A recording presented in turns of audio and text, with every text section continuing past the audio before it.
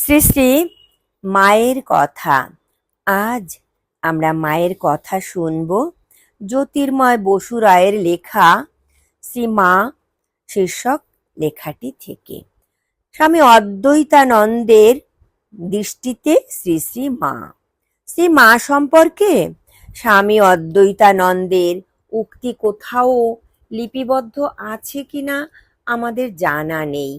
বস্তুত তার পূর্ণাঙ্গ জীবন চরিত আজও প্রকাশিত হয়নি, সম্ভবত যথোপযুক্ত উপাদানের অভাবে।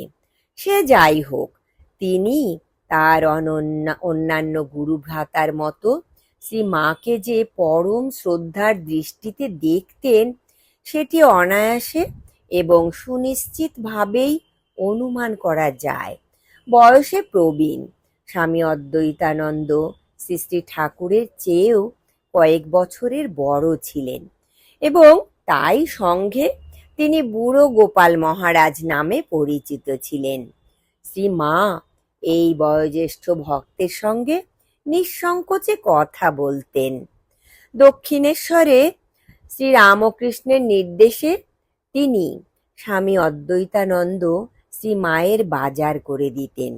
তাই প্রায় প্রথম থেকেই শ্রী মায়ের পূত সান্নিধ্যে আসার এবং তার সেবার সুযোগ তিনি পেয়েছিলেন।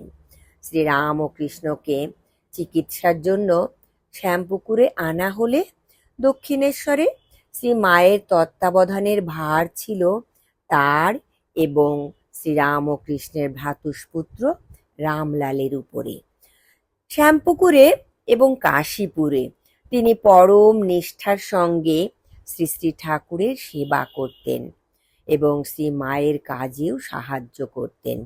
কাশীপুরে ডাক্তারের কাছে শ্রী শ্রী ঠাকুরের জন্য বিশেষ পথ্য প্রস্তুতের প্রণালী শিখে তিনি সেটি শ্রী মাকে শিখিয়ে দিতেন।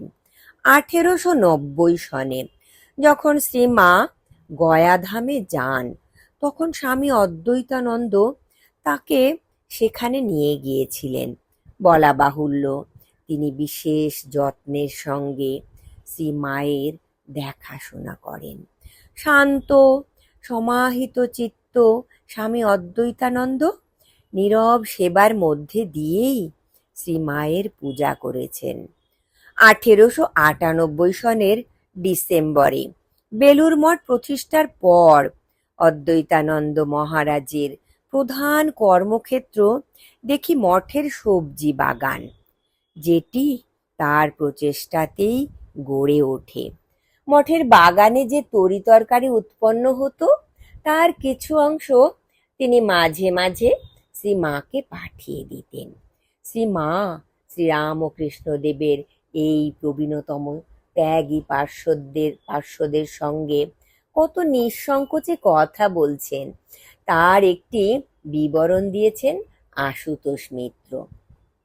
মঠ হইতে গোপাল দাদা আসিয়া শ্রী মাকে প্রণাম করিবার পর প্রসাদ পাইতে পাইতে তাহার পায়ের বাতটা কেমন আছে জিজ্ঞাসা করিলে শ্রী মা বলিলেন, ও আর এ কাঠামো সারবে না, সঙ্গের সাথী হয়ে আছে। তা তুমি কেমন আছো? গোপাল দাদা বলিলেন, আমারও তো বাতে বেশ কষ্ট দেয়, তবু তো অনেক খাটি, ছেলেরা কেউ দেখে না। তবু মঠের জমিতে যা হয় দুটো তরি তরকারি করেছি, ঢ্যাঁড়স বেগুন কাঁচকলা হচ্ছে, তরকারি আর কিনতে হয় না। তোমার এখানে তো মাঝে মাঝে পাঠিয়ে দিয়ে থাকি। শ্রীমা বলিলেন, হ্যাঁ বাবা, তুমি সেকেলে লোক, তুমি তো আর ছেলেদের মতো থাকতে পারবে না। মঠও তো একটা সংসার, খাওয়া দাওয়া তো আছে, তুমি থাকতে পারবে কেন? তাই দেখে থাকো। শ্রী শ্রী ঠাকুর এবং শ্রী মায়ের প্রতি অচলা ভক্তি আশ্রয় করে সেই সঙ্গে শ্রী শ্রী ঠাকুরের সংসারে সেবায় নিয়োজিত নিজেকে রেখে অদ্বৈতানন্দজি তার জীবনের শেষ দিনগুলি কাটিয়ে দেন। শ্রী মায়ের স্বরূপ ব্যক্ত করে ভক্তদের তিনি প্রতি বিশেষ উপদেশ দিয়েছেন কিনা জানি না, যদি নাও দিয়ে থাকেন তবে বলা যেতে পারে তার প্রয়োজনও হয়তো ছিল না, কারণ মাতৃসেবা পরায়ণ এই নিরভিমান নীরব সন্ন্যাসী তার ঐকান্তিক সেবা আর ভক্তির মাধ্যমেই শ্রীমাকে চিনিয়ে দিয়ে গেছেন। জয় ঠাকুর, জয় মা, প্রণাম মাগো।